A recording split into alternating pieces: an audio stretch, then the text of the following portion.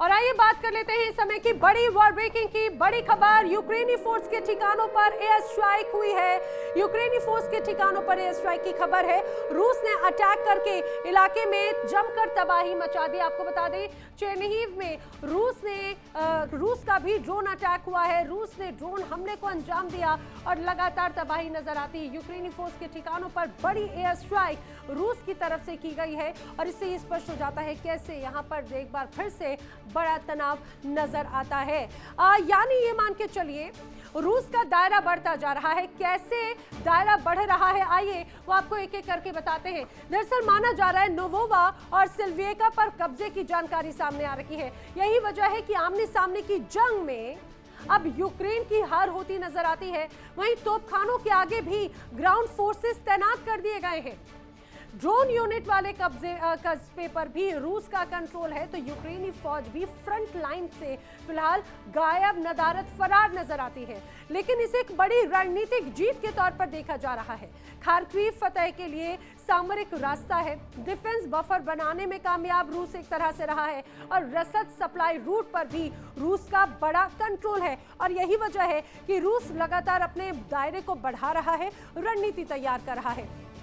चलिए आगे बढ़ेंगे, बात करेंगे अगली बड़ी वॉर ब्रेकिंग की। इस समय की बड़ी खबर क्या है जान लीजिए। रूस की सबसे बड़ी तेल रिफाइनरी पर हमले की खबर है। बड़ी वॉर ब्रेकिंग, एक बार फिर से बड़ा हमला हुआ है वोल्गोग्राद में। रिफाइनरी पर ड्रोन अटैक की तस्वीरें हैं आपके सामने, देखिए यह हमले की तस्वीर है। रूस की सबसे बड़ी ये ऑयल रिफाइनरी बताई जा रही है जिस जगह पर ड्रोन अटैक हुआ। तेल रिफाइनरी से आग की लपटें उठती हुई नजर आई और हमले के बाद में इलाके में सिर्फ अफरा तफरी मची हुई है।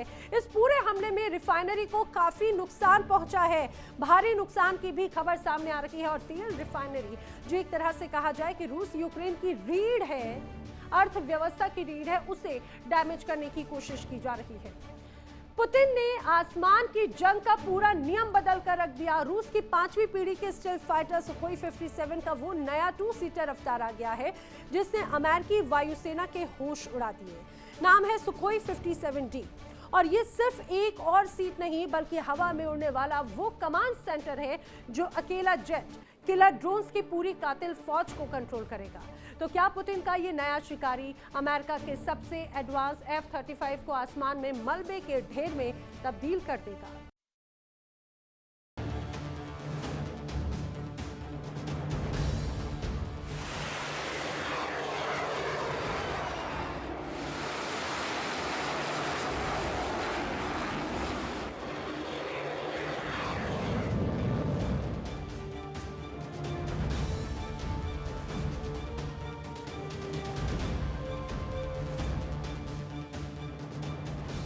रूस ने साइबेरिया के आसमान में गुपचुप तरीके से एक ऐसा परीक्षण पूरा कर लिया है जिसने पेंटागन के सुपर कंप्यूटरों को सोचने पर मजबूर कर दिया।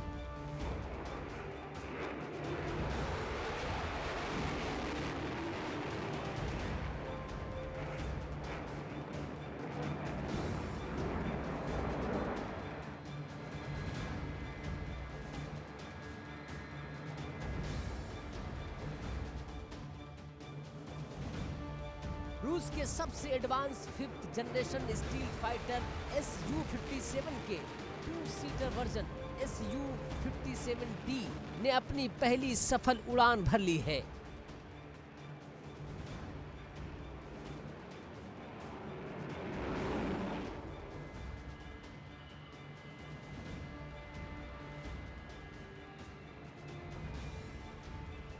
अब तक दुनिया ने सिर्फ सिंगल सीटर Su-57 देखा था, लेकिन इस नए अवतार में पायलट के ठीक पीछे एक और जाबाज के बैठने की जगह बनाई गई है और रूस की यूनाइटेड एयरक्राफ्ट कॉरपोरेशन का दावा है कि ये दूसरा क्रू मेंबर कोई ट्रेनर या सह पायलट नहीं है, ये है मिशन कमांडर।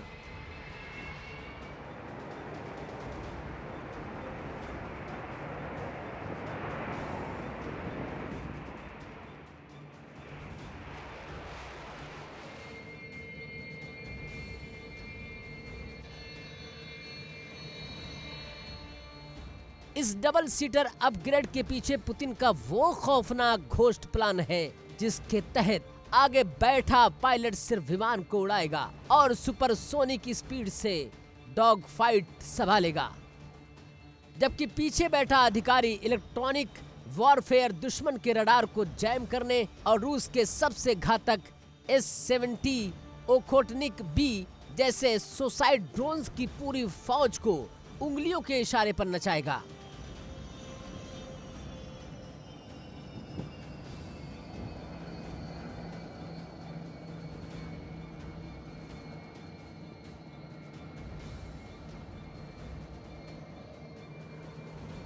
यानी एक जेट और उसके पीछे चलने वाली रोबोटिक किलर ड्रोन्स की पूरी सल्तनत।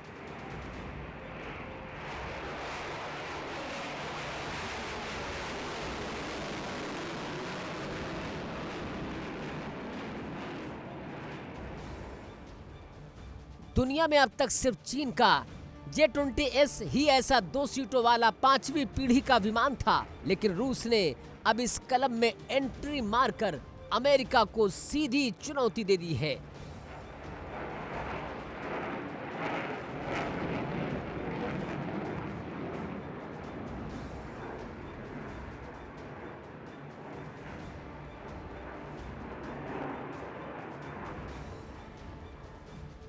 अब सवाल उठता है कि क्या रूस का ये नया दांव अमेरिका के सबसे कामयाब और लोकप्रिय फाइटर जेट F-35 की हवा निकाल देगा? क्या वाकई F-35 पीछे छूट जाएगा? इन दोनों महायोद्धाओं की ताकतों और कमजोरियों का वो विश्लेषण जो आपको किसी किताब में नहीं मिलेगा। यहाँ रूस का Su-57D हमेशा से आगे रहा है। इसकी सुपर मैन्यूवरेबिलिटी और सुपर क्रूज क्षमता यानी कि बिना आफ्टर बर्नर के ध्वनि की रफ्तार से तेज उड़ने की ताकत से इसे आसमान का सबसे फुर्तीला शिकारी बनाता है।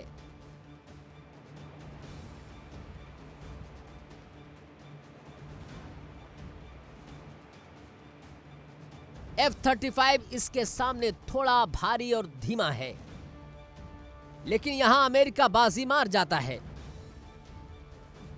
F-35 का स्टील्थ यानी कि रडार से बचने की क्षमता Su-57 से कई गुना बेहतर है।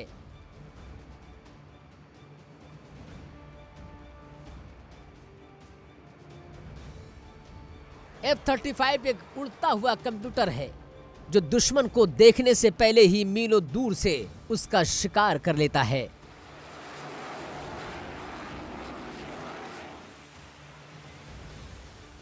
रूस का मानना है कि ड्रोन सेना को संभालने के लिए 2 दिमागों की जरूरत है ताकि काम बढ़ सके, लेकिन अमेरिका का F-35 इतना एडवांस आर्टिफिशियल इंटेलिजेंस से लैस है कि उसका अकेला पायलट ही जेट उड़ाने के साथ साथ लॉयल विंगमैन ड्रोन्स को कंट्रोल कर सकता है।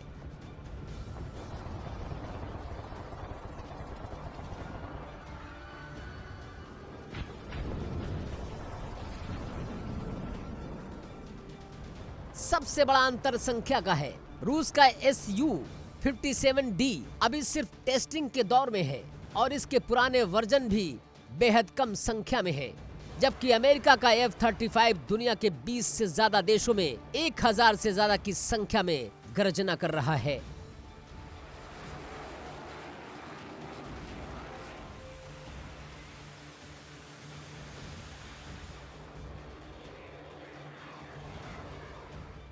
लेकिन इस पूरी कहानी में भारत के लिए एक बेहद दिलचस्प और चौंकाने वाला मोड़ छिपा है। रक्षा विशेषज्ञों को याद आ रही है वो पुरानी भारत रूस FGFA यानी कि 5th generation fighter aircraft deal.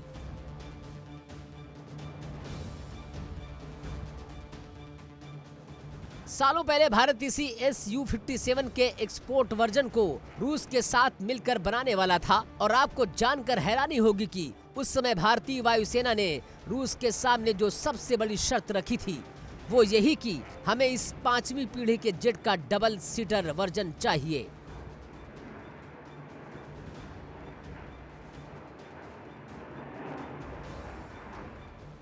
लेकिन उस समय तकनीक के ट्रांसफर, डिजाइन और परफॉर्मेंस को लेकर दोनों देशों में मतभेद हुए और भारत इस प्रोजेक्ट से बाहर हो गया।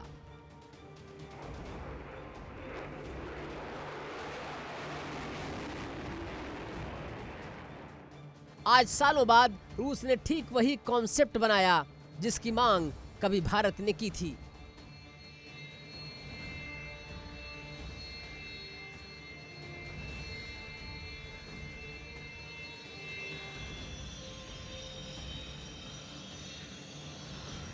मगर रूस के लिए ये राह इतनी आसान नहीं है। विमान में दूसरी सीट जोड़ने का मतलब है पूरा होलिया बदलना। इसके लिए एवियोनिक्स, कंप्यूटर सिस्टम और फ्यूल टैंक की जगह बदलनी पड़ेगी।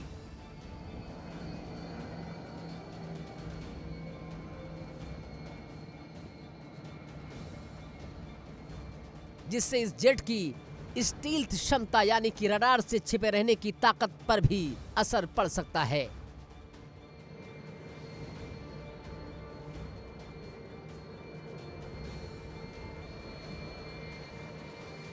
तो लब्बो-लुआब यह है कि पुतिन ने आसमान की जंग को और ज्यादा खूंखार बना दिया। Su-57D का आना इस बात का सबूत है कि भविष्य की हवाई जंग सिर्फ पायलटों के भरोसे नहीं बल्कि इंसानी दिमाग और रोबोटिक ड्रोन्स के तालमेल से लड़ी जाएगी।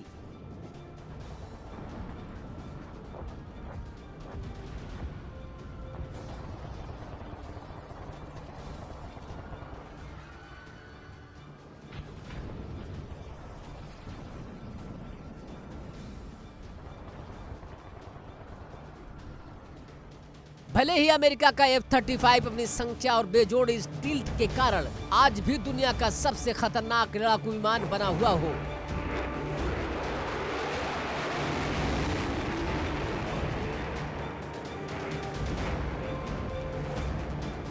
लेकिन रूस के इस नए फेलन अवतार ने यह साफ कर दिया कि अगर आसमान में डॉग फाइट हुई तो रूस का ये 2 सिर वाला शिकारी अमेरिका के छक्के छुड़ाने का मादा रखता है।